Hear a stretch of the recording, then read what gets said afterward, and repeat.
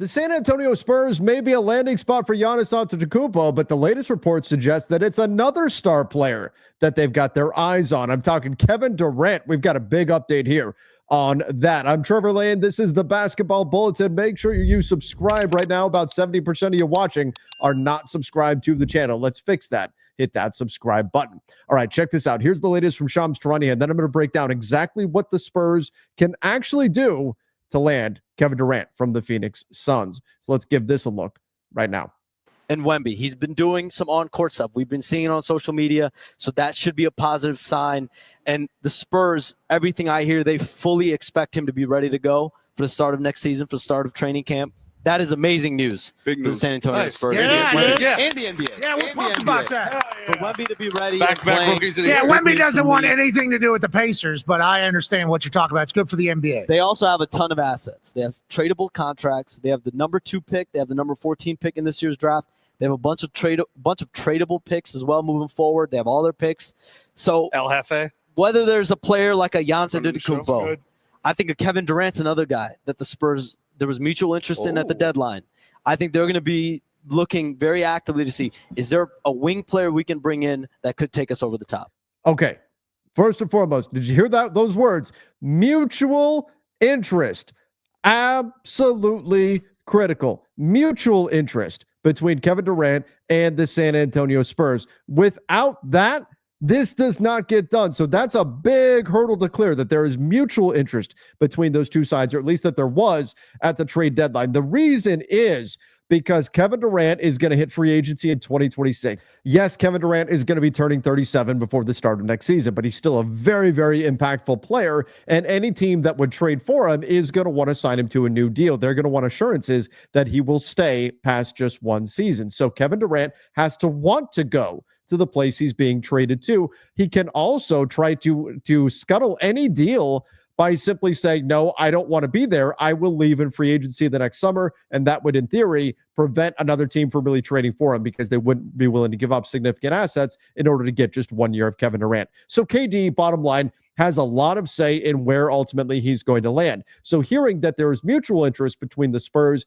and Kevin Durant, that is big, and that makes this a very real destination for him. Now, the other thing that I like about this from the Spurs perspective, now, is KD Giannis Antetokounmpo? No. Maybe if you had a time machine and you can go back and get 30-year-old Kevin Durant, then it's a different story. But Kevin Durant at 37 years old, he is not the level of a Giannis Antetokounmpo, an all-time great. Both are all-time greats. But Giannis Antetokounmpo at 30 years old, still very much in his prime. Not true of Kevin Durant. But the asking price should be significantly lower for KD. The Phoenix Suns had a terrible, awful, no good, very bad season last year. That was just a nightmare of a joyless campaign for the Suns. So they need to make a move. They need to change something.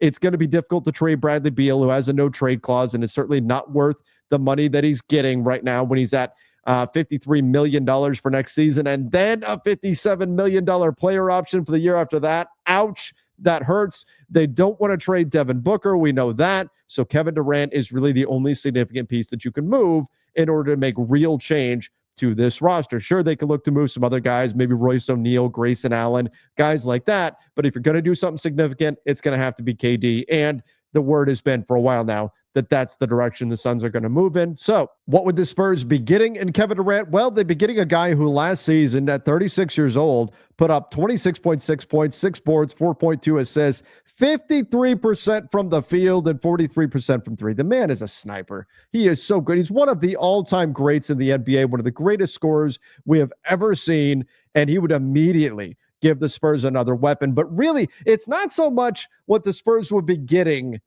in Kevin Durant. It's what the message the Spurs would be sending. And that's that we are no longer rebuilding. That's that we are ready to win right now. That's Wemby.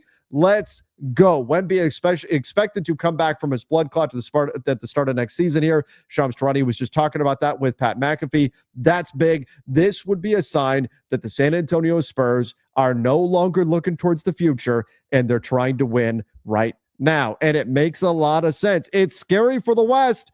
Oh my God. I mean, look at the East. I talked about it yesterday, but the East, the Milwaukee Bucks, their pitch to Giannis to get him to try to stay is literally going to be, look at the Eastern Conference. There's no one here. It's wide open. The West is the exact opposite. It is a brutal, brutal conference, unforgiving conference in the West. But look at what the Spurs have.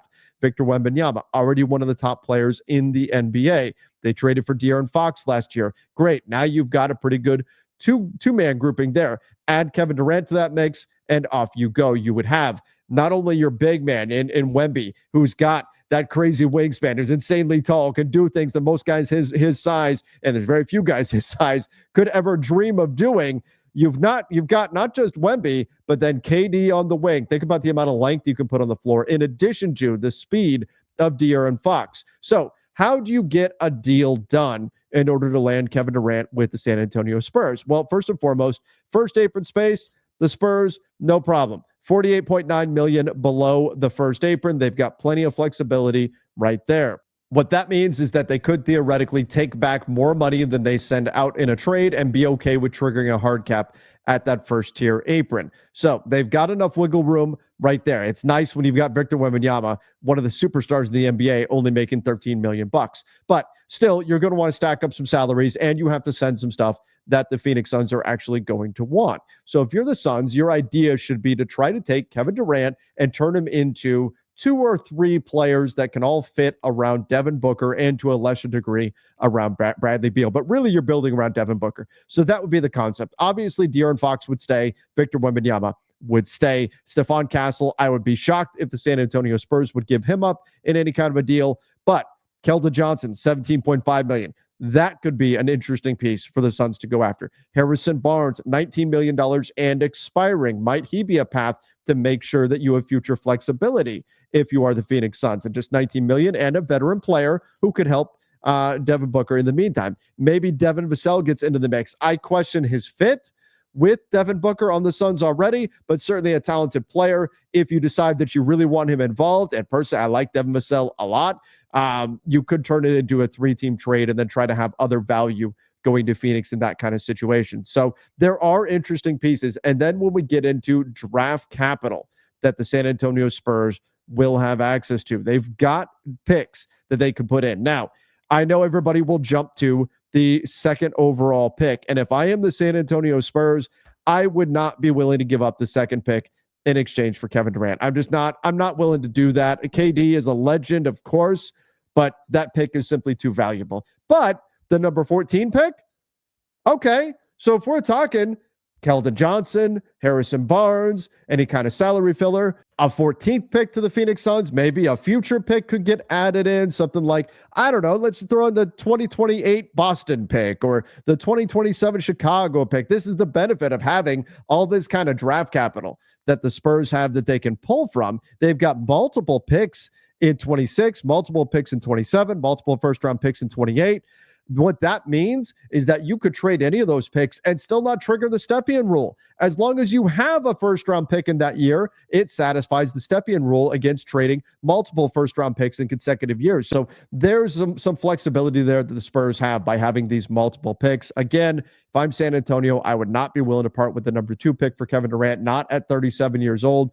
But 14, you also have plenty of other future assets that you could throw into a deal. The Spurs are in really good shape if they want to make a trade for Kevin Durant. And I think this makes a lot of sense for them. You compare that to what they would have to give up to get, say, a Giannis Antetokounmpo. You're probably talking about a large chunk of those picks. If I am the Milwaukee Bucks, I'm asking for everything I can possibly get if I'm going to trade a in his prime Giannis Antetokounmpo. So that could be a bit problematic. And then when we're looking at the assets that the Spurs have, we're probably talking about being willing to part with a Stephon Castle. I can't imagine the Milwaukee Bucks saying, sure, we'll give you Giannis, but not get back Castle in this deal. So if you go after Kevin Durant, is he Giannis's level? No, but and it is a shorter window with Kevin Durant where you're probably talking about a few seasons with KD, and then you're flipping the script to someone else at that point as KD ages out. Whereas Giannis, you're probably looking at like a 5-year window with Giannis and Wemby together. And so that certainly is appealing,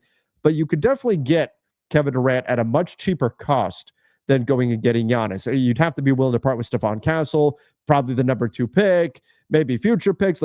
Everything would have to be on the table to go get somebody like Giannis. Kevin Durant, though, a much more cost-effective target for the San Antonio Spurs. So everybody, let me know your thoughts in the comments down below. Should the Spurs pursue Kevin Durant, and what should they be willing to give up in order to get him? Again, mutual interest that suggests that Kevin Durant indeed wouldn't mind playing with Wemby. Again, give me your thoughts in the comment section. And don't forget to subscribe right here to the channel. Till next time, everybody. See ya and stay safe.